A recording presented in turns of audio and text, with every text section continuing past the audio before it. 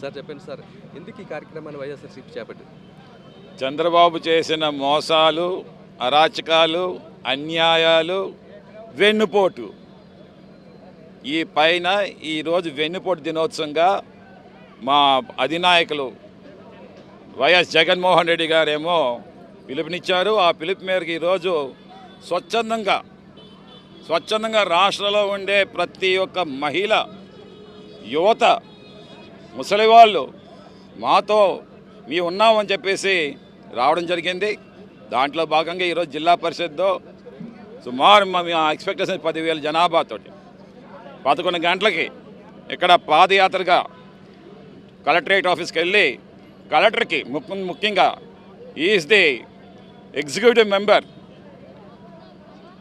ఒక కలెక్టర్ హోదాలో ఉండి అలాంటి హోదాలోని కళ్ళు మూసుకొని చంద్రబాబు నాయుడు ఏది చెప్తే అది పనిచేయడం కాదు, ఇదిగో కళ్ళు తెరవండి, మీరు ఇచ్చిన హామీలేంటి, ఆ హామీలు నిలబెట్టుకోండి అని చెప్పేందుకే ఈ కార్యక్రమం అని చెప్పి తెలియజేస్తా ఉన్నాను. ముఖ్యంగా మహిళలకు ఎలాంటి అన్యాయం జరిగింది అనుకుంటున్నాను? ఈ కూటమి పాలన ఏడాది గడిచింది. మహిళల్ని ముఖ్యంగా నెట్ట నిలువుగా మోసం చేశారు. ఎందుకంటే ఎన్నికల టైంలో తీసుకుంటే ఎక్కువ హామీలు మహిళలకే ఇచ్చారు. గతంలో జగన్మోహన్ రెడ్డి గారు ఇచ్చిన హామీల కంటే డబుల్ త్రిబుల్ ఇస్తానని చెప్పి నమ్మబలికి ఓట్లు వేయించుకొని ఏడాది కాలంలో ఒక్క హామీ కూడా అమలు చేయని పరిస్థితి మనం చూసాము. ఎంత దారుణంగా అంటే మహాశక్తి పథకం ఇస్తానని చెప్పి ఆ రోజు ఎన్నికల్లో ఓట్లు వేయించుకొని ఈరోజు మహిళలకి ఇవ్వకుండా వెన్నుపోటు పడవడం జరిగింది. అలాగే ఒక్క ఉద్యోగం కూడా ఇవ్వకుండా నిరుద్యోగ యువతకి వెన్నుపోటు పడవడం జరిగింది. రైతు భరోసా ఇవ్వకుండా రైతులకు వెన్నుపోటు పడవడం జరిగింది. అలాగే విద్యార్థులకేమో ఫీజు రీఎంబర్స్మెంట్ ఇవ్వకుండా వెన్నుపోటు పడవడం జరిగింది. అలాగే స్కూల్కి వెళ్ళే పిల్లలకి తల్లికి వందనం ఇస్తానని చెప్పి ఇవ్వకుండా ఈ రోజు కూడా సంవత్సర కాలం గడిచినా ఇవ్వకుండా వెన్నుపోటు పడవడం జరిగింది. అసలు ఈ చంద్రబాబు నాయుడు గారి కూటమి పాలనని ఒక్క మాటలో చెప్పాలంటే విధ్వంసం అని చెప్పొచ్చు, 2 మాటల్లో చెప్పాలంటే మోసము దగా అని చెప్పొచ్చు, 3 మాటల్లో చెప్పాలంటే అవినీతి అప్పులు అరాచకం అని చెప్పొచ్చు. అంత దారుణమైన పాలన చేస్తూ ఉన్నారు.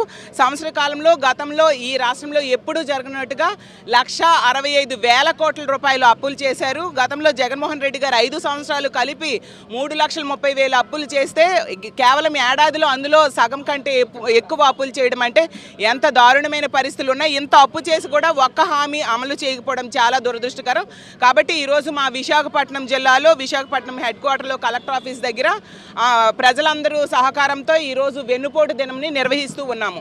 సార్ చెప్పండి, ఈ ముఖ్యంగా యువతకు సంబంధించి 20 లక్షల ఉద్యోగాలు ఇస్తామన్నారు, నిరుద్యోగ వృత్తి 3,000 ఇస్తామన్నారు, ఎక్కడైనా అమలు చేసిన దాఖలాలు ఉన్నాయి? అదే కదండి, ఇప్పుడు అందరూ చెప్పినట్టుగా చంద్రబాబు నాయుడు గారు ఏం చెప్పినా అది అబద్ధమే. ఆయన వెన్నుపోటే పరమావధిగా ఆయన ముందుకెళ్తున్నారు.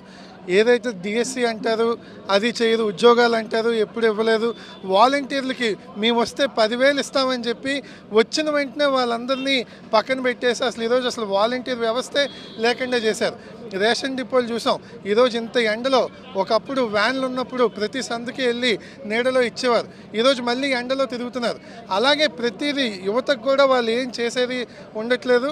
యువతకి పూర్తిగా అబద్ధాలు చెప్పి ఈరోజు కనీసం ఫీజు రీయింబర్స్మెంట్ కూడా ఇవ్వట్లేదు. అందుకే ఈరోజు వెన్నుపోటు దినంగా పెట్టి ఈరోజు కలెక్టర్ గారికి కూడా అందరూ పెద్దలతో పాటు వెళ్ళి నినాదాలు తెలుపుతున్నారు. సార్ ఎన్నికలకు ముందు సూపర్ 6 అన్నారు, దాంతోపాటు 143 హామీలు ఇచ్చారు. ఇందులో ఎన్ని హామీలు మీకు అమలు చేసినట్టు కనిపిస్తుంది సార్ ఒక ప్రజాప్రతినిధిగా?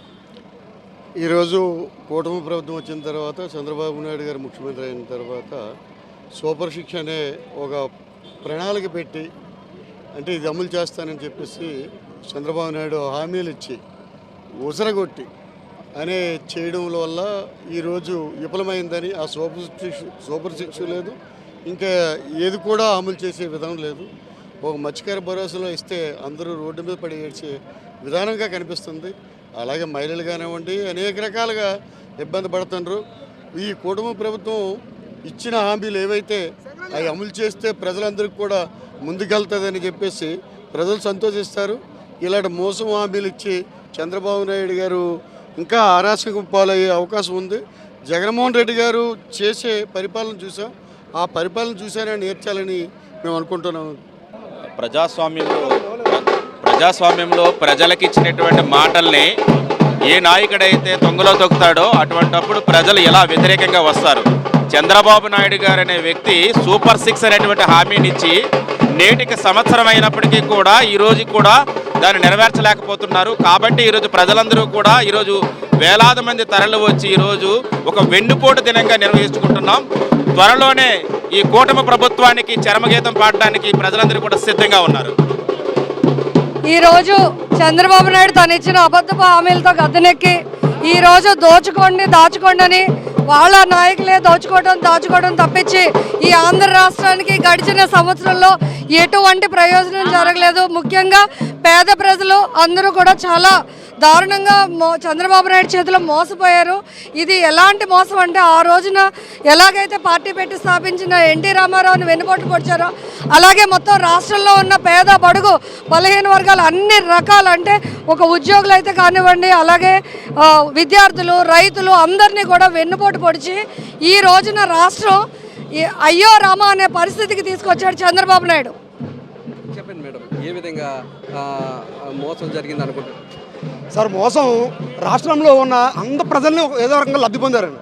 ఇప్పుడు జగన్మోహన్ రెడ్డి గారి హామీలో లబ్ధి పొందితే ఈ కూటమి ప్రభుత్వంలో ప్రతి ఒక్కరు కూడాను ఇబ్బందులు పడుతున్నారండి. ఈరోజు మీరు గమనించండి, ఈరోజు మా బీసీ విభాగ ఆధ్వర్యంలో పిలుపు మేరకు స్వచ్ఛందంగా ఎంతమంది విశాఖపట్నం తరలిచ్చారు. ఎందుకంటే అసలే వెనకబడిన తరగతులు మమ్మల్ని ఇంకా వెనక నెట్టేందుకు కోసం వెనుపోటు ఈరోజు పొడిచారండి చంద్రబాబు నాయుడు గారు. ఈ వచ్చిన మహిళలు ఆ రోజేమో నీకు 15,000 నీకు 10,000 నీకు 15,000 నీకు 18,000 అని చెప్పారండి. మహిళలందరూ 15,000 ఇస్తున్నారు, నిరుద్యోగ భృతి ఇస్తున్నారు. ఈ రోజు 15,000 18,000 వెళ్ళిపోయండి చంద్రబాబు నాయుడు గారు. మీరు రోడ్ల మీదకి వస్తే అడుగుతున్నాం. ఆ రోజు వైఎస్ఆర్సీపీ గవర్నమెంట్లో గడపకి వెళ్ళారు. ఈ రోజు మీరు ధైర్యంగా రాగలరండి? ఈ బీసీలకు ఈ పోస్టులు వెన్నుపాటుని రాని రోజుల్లో మరిన్ని తిప్పుకూడదామని ఈ సందర్భంగా తెలియపరుచుకుంటాం. చెప్పండి, ఏ విధంగా ముఖ్యంగా మహిళల్ని వంచారు అనుకుంటున్నారు? చాలా దారుణంగా మోసం చేశారు ఈ ప్రభుత్వం వచ్చాక. ఎందుకంటే ప్రతి మహిళని ఎలా గౌరవించాలనేది చంద్రబాబు నాయుడికి తెలీదు. ఎందుకంటే చాలా మోసపూరితంగా ఎన్నుపోటు పొడిచాడు. రేషన్ బియ్యంలో కూడా ఎన్నుపోటే. ప్రజలు ఎంత దారుణంగా మోసపోయారంటే ఓటేసి గెలిపించినందుకు నిజంగా ఎన్నుపోటుదారు. ఆ రోజు ఎన్టీఆర్ని అయితే ఎలాగే ఎన్నుపోటు పొడిచాడో ఈ రోజు రాష్ట్ర ప్రజలు కూడా అలాగే ఎన్నుపోటు పొడిచాడు. చాలా దారుణాతి దారుణంగా పొడిచాడు. ఎందుకంటే ఇంత దుర్మార్గతనము ఎక్కడ చూడలేదు మేము. ఎంత పేదరికంగా అనుభవిస్తున్నామో సంవత్సరం అవే పూర్తయింది.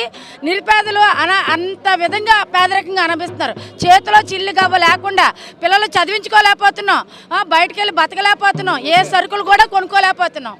మేడం చెప్పండి, తల్లికి 15,000 వేస్తామని చెప్పారు, అలాగే అన్నదాతలకు 20,000 వేస్తామన్నారు. ఇదంతా మోసం కాదంట?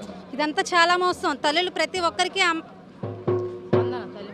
తల్లి వందనం అని చెప్పేసి ఇస్తానని చెప్పి అమ్మఒడి ఇస్తానని చెప్పి ఇవ్వనే లేదు ఇప్పటికొచ్చి ప్రతి ఒక్కరు కూడా. అదే జగనన్న ప్రభుత్వంలో అయితే ప్రతి సంవత్సరం పిల్లలకి అమ్మఒడి వచ్చేవారు. ఆ అమ్మఒడి కోసం తల్లులు ఎదురు చేసేవారు, పిల్లలు ఎదురు చేసేవారు.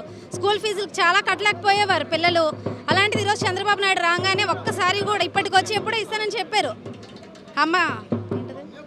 తల్లి వందనం ఏది తల్లి వందనం లేదు. అలాగే రేషన్ కార్డులు డిపోలు ఉంటున్నామో ఎక్కడికక్కడికి ఆపేశారు, ఎక్కడ ఇవ్వట్లేదు. ఇన్నాళ్ళు మన ఇంటి వద్దకే వచ్చేది బండి, ఇప్పుడు ఎక్కడో డిపోలో పెట్టేస్తున్నారు. అలాగా చాలా దగా చేస్తున్నారు, ప్రజల్ని చాలా మోసం చేస్తున్నారు. ప్రజలు కూడా తెలుసుకుంటున్నారు చంద్రబాబు నాయుడు గురించి. మహిళల నుంచి డైరెక్టర్గా కానీ చంద్రబాబు నాయుడు గారు కానీ వచ్చినట్టయితే అట్ ద సేమ్ డిప్యూటీ సీఎంను పట్టుకొని తొంతారు. ఒక్కొక్కడిని పట్టుకొని ఎలా తొంతారు అని అంటే ప్రజల్లోకి ఇదే వైజాగ్ వచ్చి 3 రాజధానులకి జగన్ గారు ఎంత ప్రయారిటీ ఇచ్చారో ఇప్పుడు అదే రాజధానిని పట్టుకొని 90 పైసలకి 30 పైసలకి ప్లేసులు ఇవ్వగా ఆ ప్లేసులు పట్టుకొని రూపాయి పైసలకి 2 రూపాయలకి ఇచ్చేసి అమ్మేసుకొని ఇంత చీప్గా బిహేవ్ చేస్తున్నారు. మన వైజాగ్ని ఎంత పేరు ప్రతిష్టాపనలో జగన్ గారు ముందు తీసుకెళ్తే ఇప్పుడు అదే కిందే దించేశారు. అందరికీ కూడా ఉద్యోగాలు వచ్చినవి. ఇప్పుడు మన అంబానీ గారు ఉన్నారు, అతను మనకి ఇక్కడ రిలయన్స్ పెడతానని చెప్పారు. అండ్ టీసీఎస్ ఉంది, అది కూడా జగన్ గారి హయానాలో వచ్చినవి అవన్నీ. అతను చేసి కృషి చేసి తీసుకొస్తే వీళ్ళేమో అవన్నీ కూడా మేము తీసుకొచ్చా అనుకో అని చెప్పేసి వాళ్ళు పెట్టుకుంటున్నారు.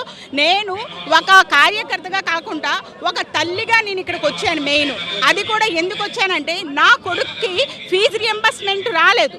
అది కాక ఇంకా ఏంటంటే నా కొడుకు లాంటి వాళ్ళు చాలామంది ఉన్నారు ఫీజు రియంబర్స్మెంట్ రాకపోవడానికి. అందుకని చెప్పేసి మెయిన్ ఈ వెన్నుపోటు దినానికి మాత్రం మేము మా లాంటి వాళ్ళు ఎంతోమంది వచ్చి జగన్ గారికి అండగా నిలబడతామండి.